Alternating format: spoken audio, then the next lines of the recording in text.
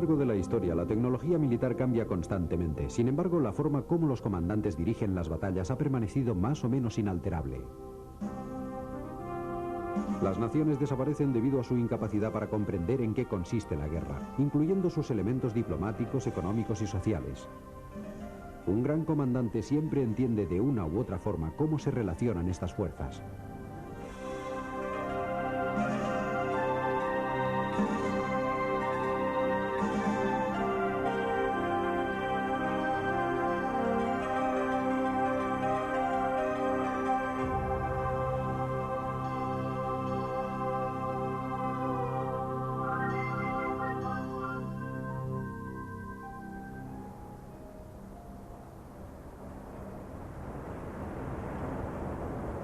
En 1805, Napoleón Bonaparte, emperador de los franceses, desarrolló la que tal vez fuera la más sofisticada campaña de su vida.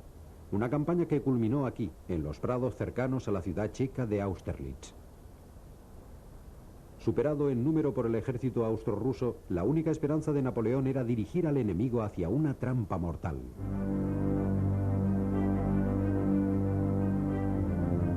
Napoleón Bonaparte y la batalla de Austerlitz.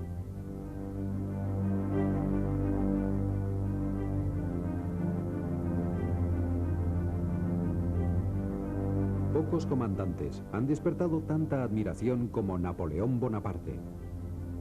Este despiadado genio militar poseía una capacidad de intimidación que le llevó no solo a dominar Europa durante 20 años, sino a cambiarla para siempre.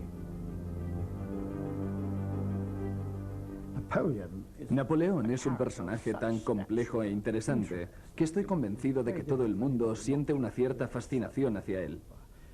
Se trata de un hombre joven que proviene de toda una familia más o menos humilde y que se revela como el mayor capitán de la historia moderna y probablemente en toda la historia solo superado por Alejandro Magno. Su historia empieza en sus humildes orígenes, después alcanza la cima de la gloria, convertido en emperador, y después naturalmente la caída definitiva. Es realmente una historia de pobreza y fortuna para acabar otra vez en la pobreza. Antes de la batalla.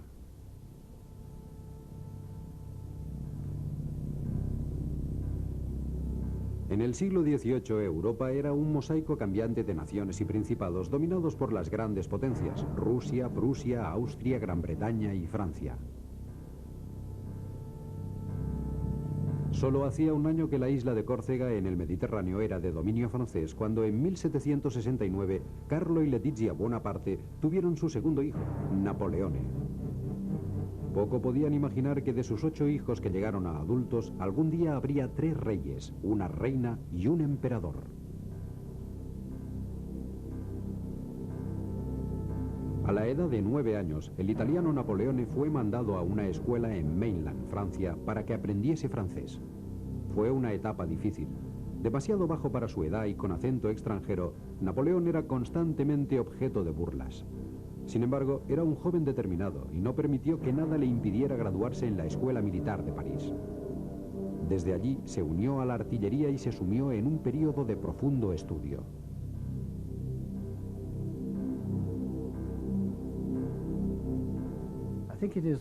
Estoy convencido que es la latente intelectualidad de Napoleón lo que le da su grandiosidad.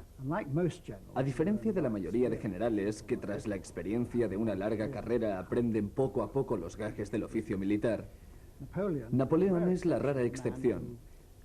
Un hombre que aprendió mucho sobre el arte de la guerra en los libros, ya en los primeros años de su carrera. Como diría años después, he luchado en 60 batallas y todavía no he aprendido nada que no supiera antes de empezarlas. Algunas personas creen que esta es una observación muy arrogante, pero a pesar de ello contiene una cierta verdad, ya que fue en 1788, cuando se encontraba en Auxonne y disponía de unos cuantos meses para estudiar, cuando adquirió las bases que le permitieron asimilar en el futuro los nuevos conceptos. Cuando estudiaba tenía mucha facilidad para asimilar solo las ideas importantes, ideas de otros hombres, naturalmente, o simplemente ideas, si se prefiere. Y naturalmente existe cierta diferencia entre las ideas y su práctica. Él fue el gran ejecutor de la teoría militar.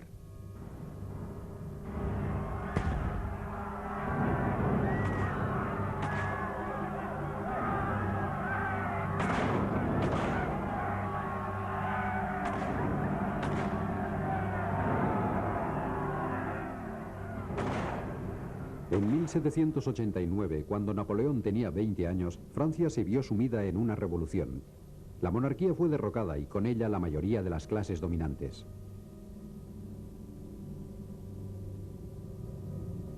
Pero la joven república muy pronto debería enfrentarse a algunas potencias europeas.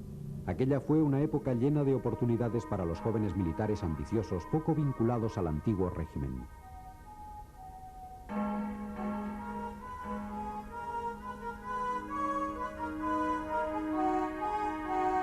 A Napoleón le llegó su oportunidad cuando ascendió a comandante de artillería durante el sitio del puerto monárquico de Toulon. Su sabiduría en el uso de los cañones y su valor durante el asalto le convirtieron en el héroe del éxito del sitio, y a los 24 años ascendió al rango de general. A los 26 se le encomendó el mando del ejército francés en Italia. La guerra que durante 5 años enfrentó a la Francia revolucionaria con otras grandes potencias europeas había llegado a un punto muerto. El ejército francés enfrentado a Austria por el control de Italia estaba hambriento, mal vestido y mal equipado y totalmente desalentado. Sin embargo, Napoleón supo despertar en sus hombres un nuevo entusiasmo. Soldados, andáis desnudos, mal alimentados. Ricas provincias y grandes ciudades muy pronto estarán en vuestro poder, y en ellas encontraréis el honor, la gloria y la riqueza. Soldados de Italia, ¿resistiréis con valor y entusiasmo?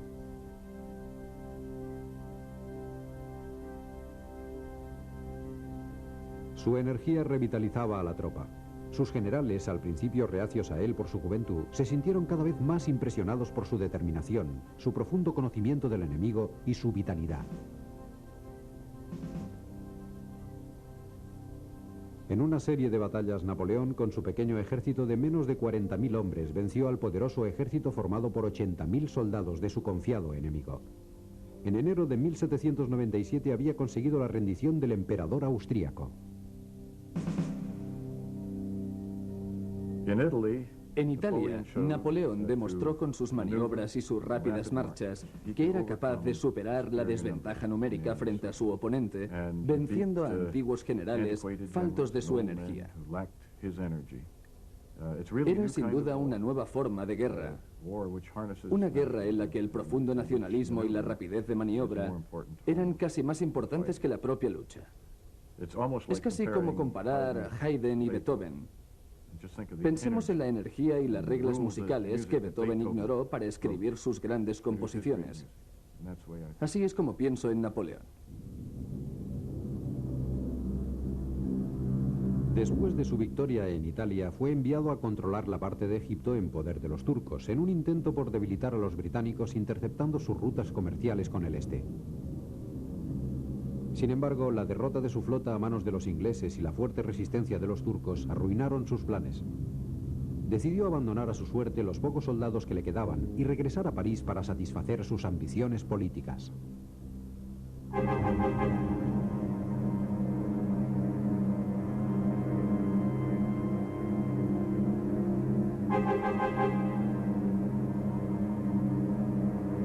En 1799, Francia estaba totalmente sumida en el caos. Napoleón, todavía en la cumbre de su popularidad, tomó parte en un teatral golpe de Estado que le brindó todo el poder político.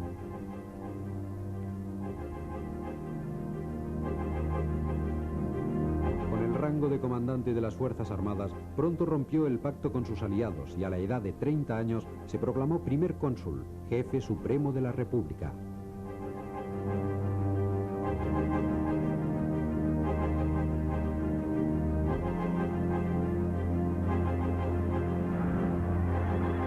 En 1800, las tropas de Napoleón habían vuelto a derrotar a Austria. 2 años después fue firmado un tratado de paz con Gran Bretaña y las interminables guerras de la República Francesa parecían haber llegado a su fin. En una etapa de furor público se nombró a sí mismo cónsul vitalicio. Día y noche trabajaba para reformar y mejorar la administración del Estado, el comercio, las leyes, la educación y la religión. Con ello consiguió crear una nación capaz de respaldar sus ambiciones militares. Una nueva constitución le permitió nombrar generales, jueces y ministros. Francia se encontraba en su poder. En diciembre de 1804, con gran ceremonia, Napoleón se coronó emperador de Francia.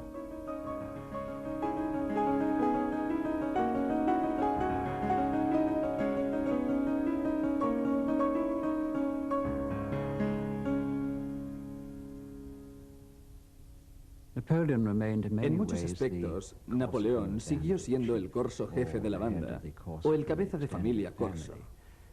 Esta dimensión corsa probablemente era importante para él por dos razones principales.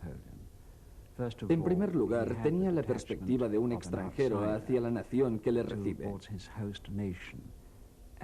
Y es increíble, cuando repasamos la historia, cuán a menudo el forastero que llega de un pequeño pueblo con un nombre extraño y curioso, acento provinciano e incluso extranjero, es capaz de revitalizar a la nación que le acoge.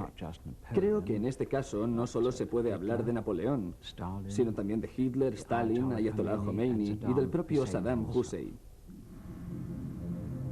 Siempre existe un aire de hostilidad entre las antiguas monarquías y las jóvenes repúblicas.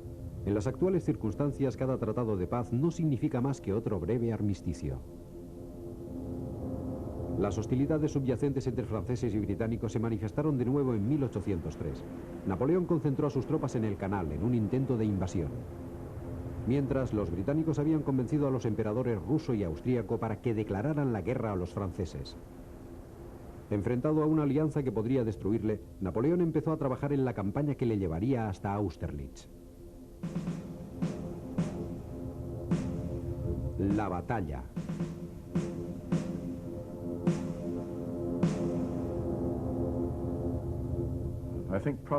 Creo que la campaña más impresionante en la que Napoleón aparece en todo su esplendor es la de Austerlitz, cuando, con gran secreto, decidió acabar con una conspiración a sus espaldas. En aquella época, Napoleón ya estaba planeando la invasión de Inglaterra. Había previsto los movimientos de un gran ejército. Cada cuerpo tenía asignado un movimiento distinto, para que todos se reunieran en el lugar preciso, en el momento correcto. Esta constituye la primera evidencia que tenemos de que el concepto de guerra había cambiado.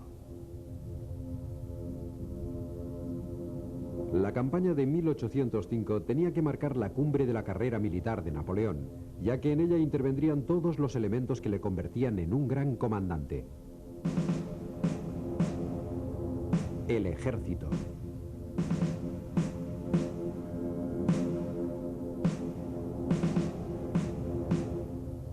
Las revoluciones habían convertido a las naciones en ejércitos. Todos los franceses eran permanentemente reclutados en el ejército. Los jóvenes irían al frente.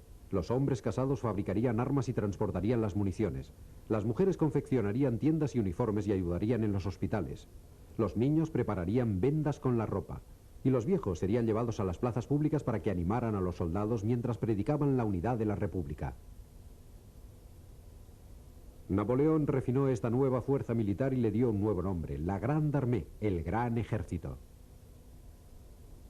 Lo organizó en pequeños cuerpos, pequeños ejércitos en miniatura capaces de luchar solos en caso de necesidad, pero nunca separados unos de otros por más de una jornada.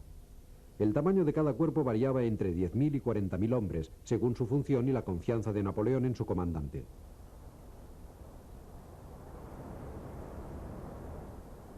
Los hombres con talento como Berthier, su brazo derecho, eran ascendidos casi sin respetar la edad o la clase social. En 1805 el ejército contaba con un cuartel imperial de 400 oficiales, capaz de traducir las órdenes del emperador, a menudo complicadas, en sencillas instrucciones. Pensaba en todos los detalles más allá de lo imaginable. Cada 2 semanas pasaba revista a un ejército de 80.000 hombres. En algunas cartas de su correspondencia vemos cómo aparece una y otra vez la misma pregunta. ¿Existen discrepancias entre la última y la anterior? ¿Cómo se explica? Una vez envió a algunos oficiales de ingeniería para que realizaran un estudio sobre los cañones apostados en el Canal de la Mancha. Y cuando volvieron con su informe lo leyó y dijo: Debéis haberos olvidado de la batería de 4 cañones de detrás de la duna en... Se me ha olvidado la ciudad. Para mí, lo grandioso de Napoleón es su capacidad de perfección en los detalles. Sin regocijarse en ello, hacía que los detalles trabajaran por él. En este sentido, era un genio. Napoleón sabía que por encima de todo su éxito dependía de la fidelidad de sus hombres. La cualidad principal de un general consiste en conocer la mentalidad de sus soldados y ganarse su confianza.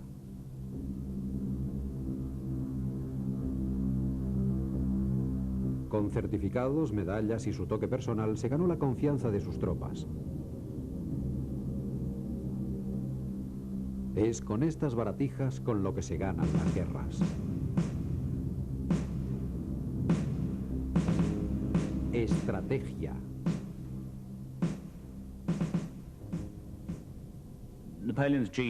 Creo que, sobre todo, el genio de Napoleón como comandante militar consiste en que cambió las reglas del juego y organizó a sus cuerpos y su ejército según las nuevas bases.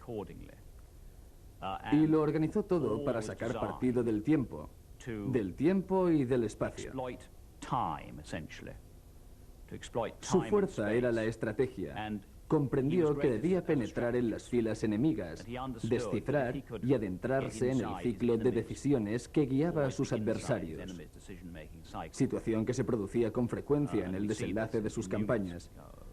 Si conseguía predecir las intenciones de sus enemigos sin tener en cuenta la incidencia del comportamiento del resto de sus oficiales en el desenlace de la contienda, podría disfrutar de una considerable ventaja sobre sus enemigos. Siempre tuvo una gran confianza en su capacidad para explotar esta ventaja y finalmente imponerse a sus adversarios. Aunque sufrió algunas derrotas tácticas, siempre se impuso estratégicamente. Pedidme cualquier cosa menos tiempo, solía decir. Puedo perder un hombre, pero nunca un momento. En otoño de 1805, Napoleón y sus tropas se encontraban en Boulogne preparando la campaña de Gran Bretaña. Cuando fue informado por sus espías de que las tropas rusas y austríacas habían iniciado el avance para enfrentarse a sus ejércitos, Napoleón abandonó sus planes. Reunió entonces a unos 210.000 hombres para dirigirse hasta el Danubio e interceptar el avance austríaco, dejando a 30.000 de sus hombres en Boulogne, tratando de aparentar que la campaña para la invasión de Gran Bretaña iba a seguir su curso. Lo que realmente pretendía era enfrentarse a los austríacos antes de que recibieran el apoyo del ejército ruso. Con el grueso de sus tropas avanzando a marchas forzadas, consiguió rodear a las tropas austríacas en las puertas de la ciudad bávara de Ulm antes de que las tropas rusas llegaran a su encuentro.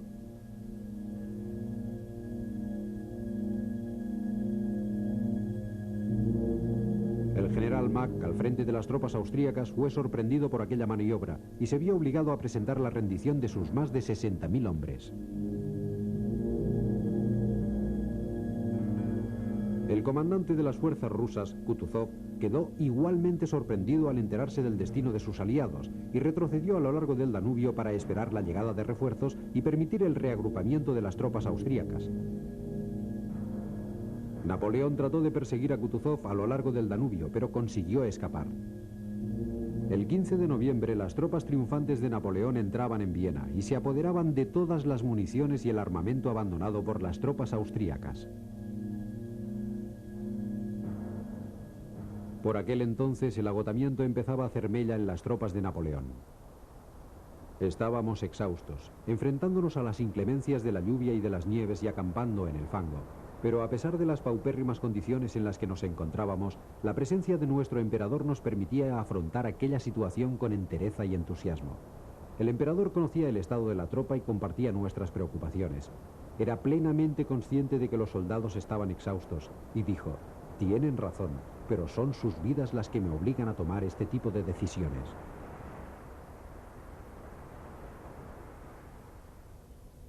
Las líneas de abastecimiento y comunicaciones de Napoleón habían sido extendidas hasta el límite de su efectividad.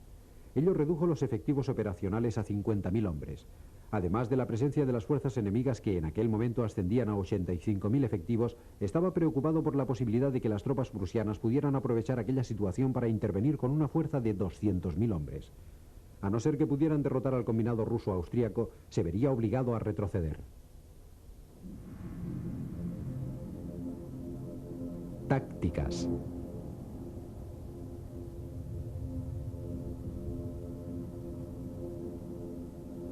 Un buen comandante debería preguntarse varias veces al día, ¿qué debería hacer si el enemigo apareciera por la izquierda? Si la pregunta le resulta incómoda, es que no ocupa la posición correcta.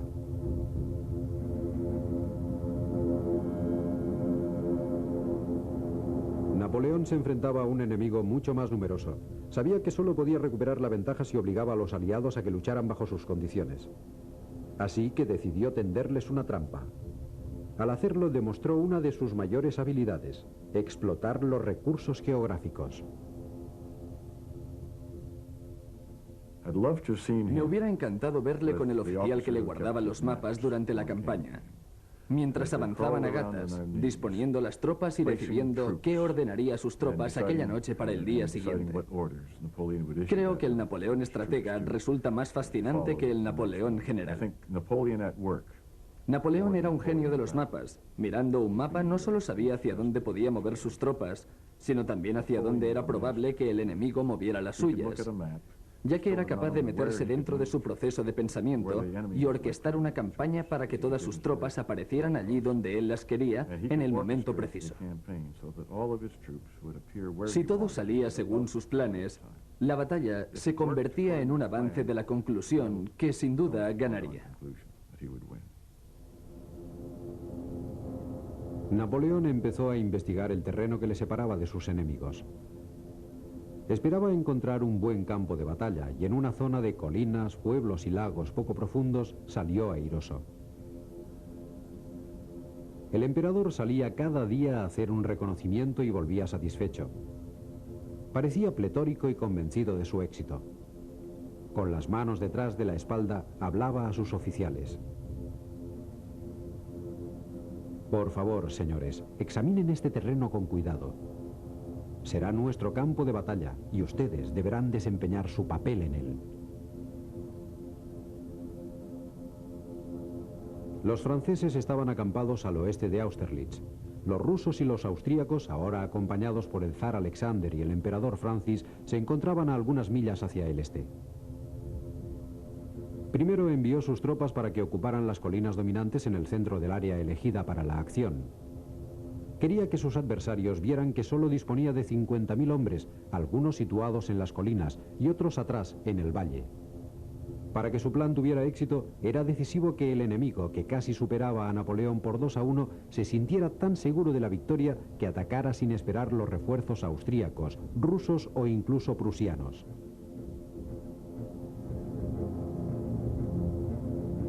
Por su parte, Napoleón contaba con la inminente llegada de 25.000 soldados que había mandado buscar urgentemente. Para mostrar su aparente debilidad y seguir un rato con la representación, accedió a discutir un armisticio. Un destacamento ruso llegó al campo de Napoleón y este escuchó una conferencia sobre política europea. Napoleón escuchaba tan atentamente que cuando el destacamento regresó a su campamento informó: el ejército francés está tocando su fin.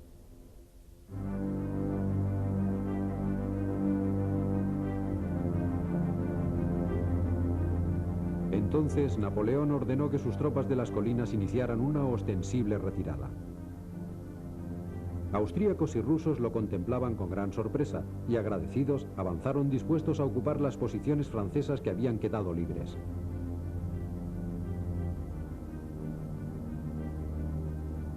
Deliberadamente dejó que su flanco izquierdo apareciera débil y vulnerable. Si los austríacos y los rusos se sentían tentados a un ataque contra aquel flanco, dejarían las colinas con escasa defensa y los franceses podrían intentar un contraataque. Sin que sus enemigos lo sospecharan, los refuerzos de Napoleón se acercaban. La trampa estaba tendida. La planificación táctica de Austerlitz era esencial para que los aliados mordieran el anzuelo y se quedaran totalmente atrapados en aquella emboscada gigante. Por este motivo, retiró sus fuerzas de la zona de comandancia en la colina de Pratzen y las redistribuyó en la parte posterior, donde el suelo era fangoso y más bajo. Y en aquella época del año, las probabilidades de que quedaran cubiertos por la neblina eran muy altas. con lo que sus fuerzas quedarían totalmente camufladas.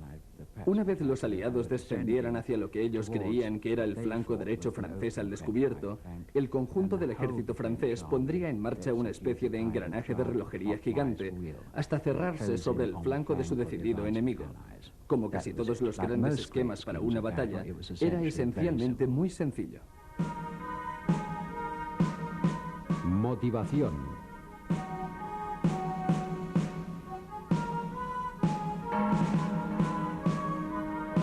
El 1 de diciembre, Napoleón consideró que aquel era el momento. Aquella noche, después de la cena, en una taberna cercana al campo de batalla, dio sus órdenes para el día siguiente. Soldados, yo mismo os dirigiré. No me enfadaré mientras vosotros con vuestra habitual valentía sembréis el desorden y la confusión entre las filas enemigas. Pero si la victoria es incierta, aunque sea un solo segundo, veréis a vuestro emperador en primera fila.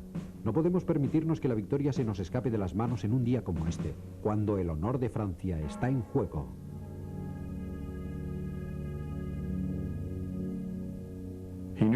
Sabía cómo motivar a sus hombres, sus discursos. Una vez escribió creo que fue a su hermano, o quizás su hermanastro, diciendo: Livio nunca entendió la guerra. Los discursos que pone en boca de César no motivarían a los soldados. Yo sé que les motiva, y era verdad. Y no me cabe duda de que muchos de sus soldados luchaban por Napoleón más que por Francia. En la noche que precedió este día memorable, el emperador visitó los bivacs de sus tropas a pie. De pronto, el campo se iluminó por miles de antorchas que cada soldado levantaba para saludar a su emperador y para celebrar el aniversario de su coronación. Napoleón, profundamente emocionado por este improvisado homenaje, expresó su dolor ante la inminente batalla que le privaría de muchos de aquellos buenos compañeros, y añadió que aquella había sido la mejor noche de su vida.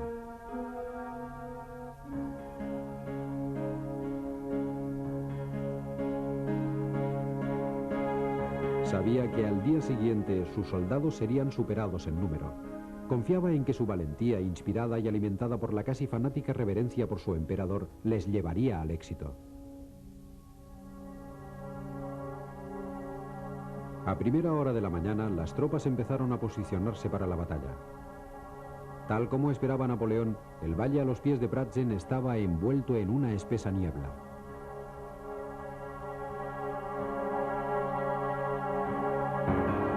A las 6 de la mañana, Napoleón observó cómo su enemigo iniciaba los primeros movimientos, enviando, tal como había esperado, tropas contra su flanco derecho.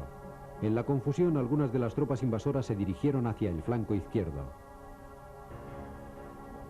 Era difícil dar órdenes precisas, en parte por la niebla, en parte por las continuas fricciones entre austríacos y rusos, y en parte por las intromisiones de los emperadores.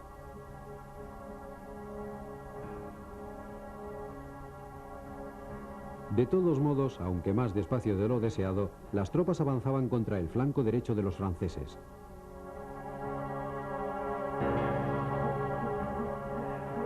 A la derecha, unos 10.000 hombres de la defensa francesa poco a poco cedían terreno, pero sus líneas seguían enteras, gracias sobre todo a la llegada de soldados franceses provenientes de Viena.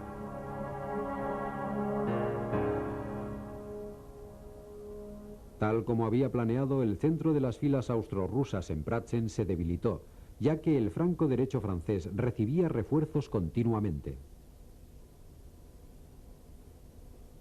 Napoleón había escondido 10.000 hombres en la niebla y exactamente a las 9 de la mañana cerró su telescopio y ordenó el ataque. Acabemos con esta campaña con una tormenta que aturdirá al enemigo.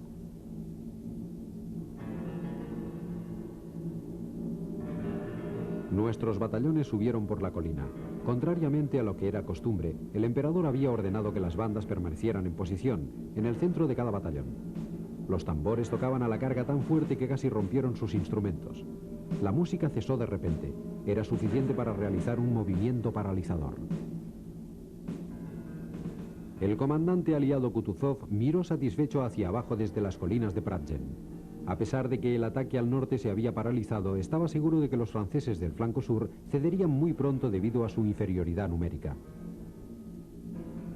De pronto vio con sorpresa que los soldados enemigos emergían de la niebla y se dirigían hacia él. Inmediatamente ordenó que las tropas que se dirigían al sur volvieran para ayudarle, pero era demasiado tarde. A las 11 de la mañana los franceses retomaron su posición en Pratzen y Napoleón trasladó allí su comandancia.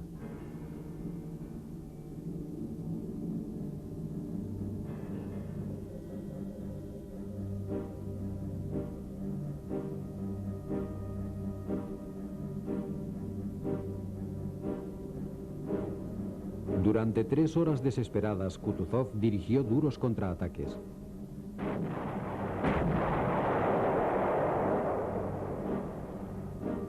Finalmente, la Guardia Imperial rusa, la élite del ejército, cargó con todas sus fuerzas.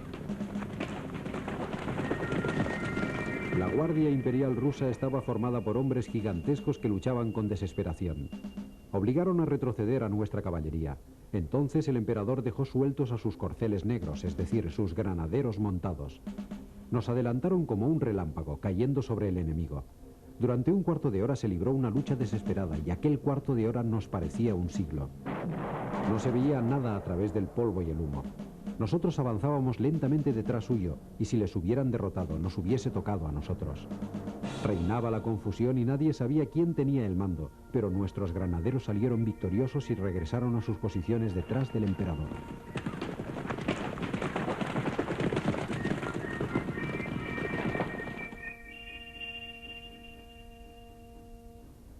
Al mediodía, lo que quedaba de las filas centrales aliadas había sido eliminado.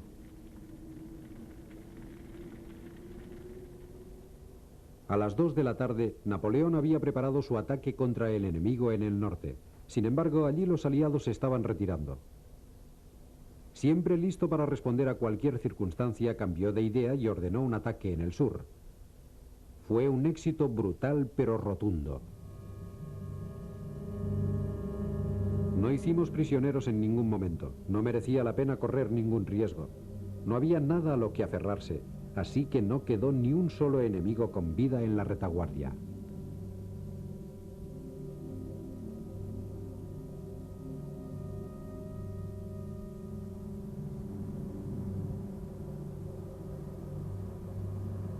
Napoleón consiguió la victoria.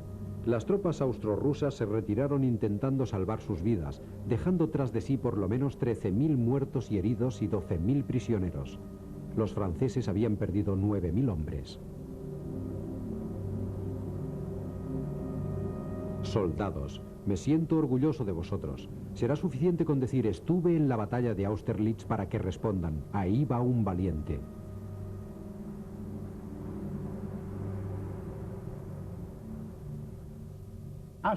Austerlitz constituye sin duda el mayor éxito militar de Napoleón.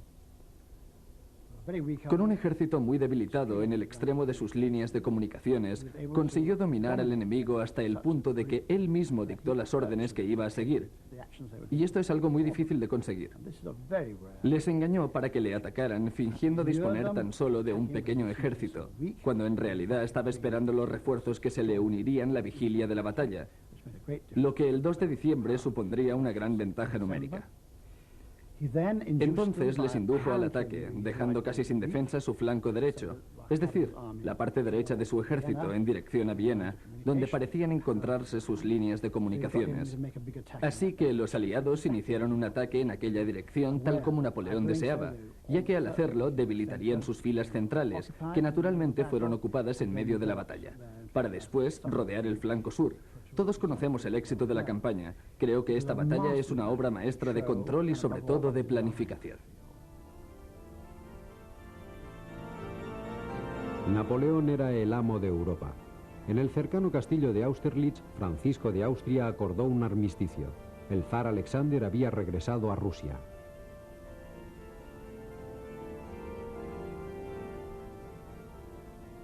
Después de la batalla.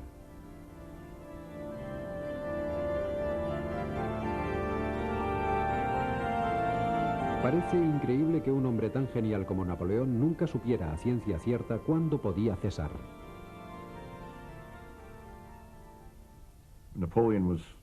Napoleón siempre estaba en guerra. No sé si para alimentar su gloria personal. Quizá no pensara quiero dominar el mundo, sino quiero este pequeño territorio fronterizo con el mío antes o después. Ello le lleva a luchar en Rusia, Egipto y otros muchos países. Creo que también tuvo su momento. El éxito alimenta el éxito y naturalmente la autoconfianza. Lo que me parece que no entendió es que el mismo nacionalismo que alimentaba sus ejércitos, al final empezó a infectar a los de sus enemigos. Los alemanes, los rusos, los españoles e incluso los austríacos. Al final de aquella época, ellos también desfilaban con un entusiasmo similar. Austerlitz hizo que Napoleón se sintiera invencible. En 1806 volvió a derrotar a los rusos y a sus aliados prusianos. En un intento por debilitar a las tropas británicas, Napoleón impuso un bloqueo económico en toda Europa. Portugal se negó a cooperar y Napoleón intentó su invasión. Durante 5 años, sus hombres lucharon contra la feroz resistencia de los portugueses y después de los españoles. La campaña librada en ausencia del emperador fue un pequeño fracaso que costó la vida a 120.000 hombres. En Europa, su comportamiento hacía imposible cualquier esperanza de paz. Sus hermanos fueron coronados rey, y cualquier rebelión era brutal y sanguinariamente controlada. A pesar de su matrimonio con la hija del emperador Francisco, luchó contra los austríacos derrotándoles.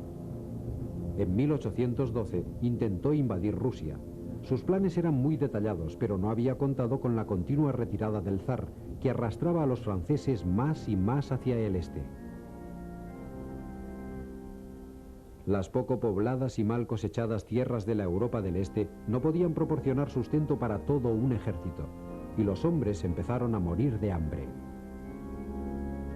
No hemos probado ni carne ni verdura, así que, arrastrados por el hambre, 30 de nosotros matamos a un perro, y con las ortigas que habíamos recogido nos preparamos un plato de verdura con la grasa del perro, acompañado con carne, ya que en las tierras de Polonia hay tan poca comida que no sería extraño que muriésemos de hambre.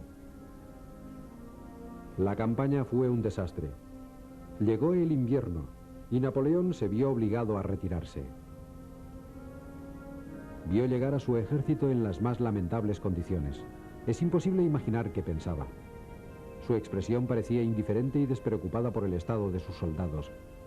Solo la ambición y el deshonor eran escuchados por su corazón, y a pesar de que los soldados le insultaban y le acusaban personalmente de lo acontecido, todavía podía escucharles sin ninguna emoción.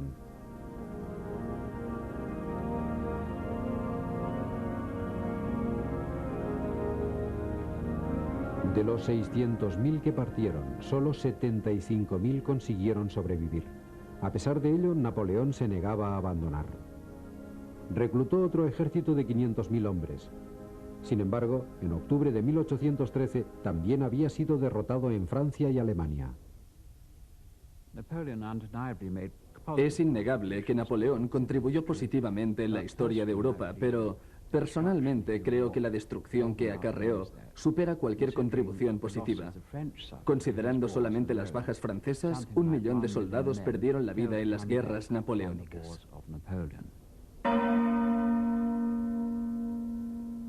En la guerra los hombres no son nada. Un hombre lo es todo. ¿Qué son 1 millón de hombres comparados con uno como yo?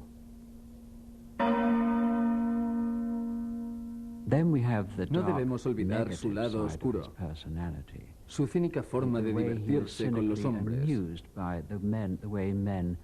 la forma en cómo le obedecían, con cuánta facilidad los dirigía y con cuánta facilidad alimentaba sus ambiciones.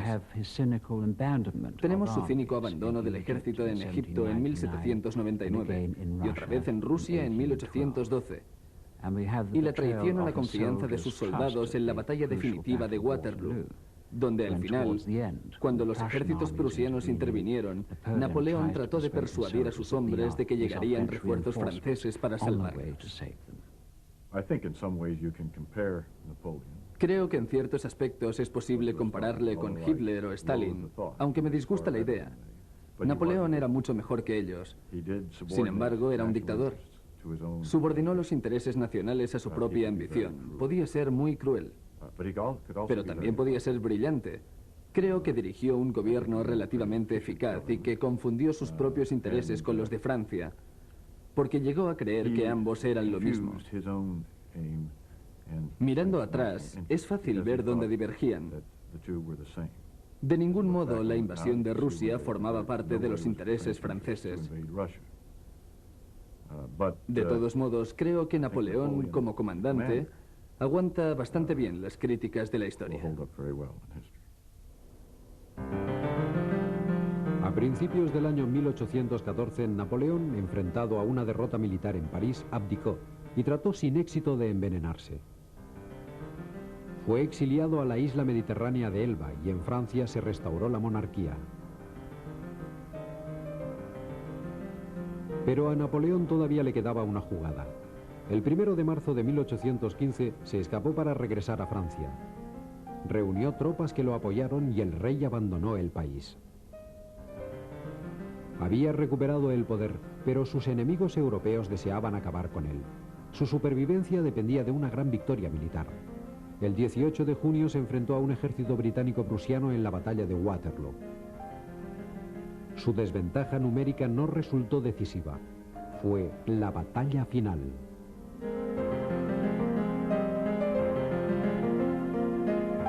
Nuevamente desterrado, pasó el resto de sus días confinado en la pequeña isla de Santa Helena, al sur del Atlántico, lejos de Francia.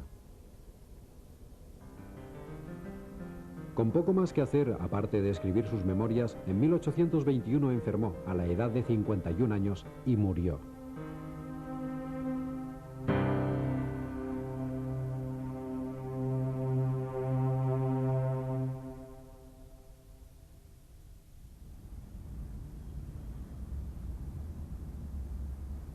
Diecinueve años después, su cuerpo fue devuelto a Francia y enterrado como un héroe. Su vida ya era una leyenda. Había cambiado el mundo.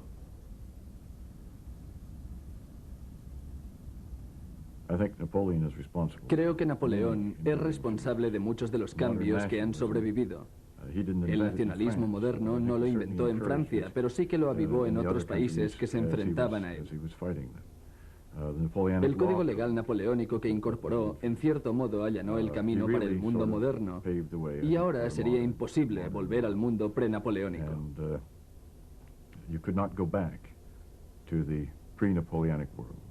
La primera generación después de Waterloo lo intentó, pero la gente había cambiado. No aceptaban el antiguo mundo, y Napoleón juega un papel importante en este cambio. Siempre he tenido una doble perspectiva de Napoleón. Creo que quien mejor la refleja es Earl de Clarendon, el historiador monárquico de la Gran Guerra Civil que dijo de Oliver Cromwell: fue un gran hombre malo.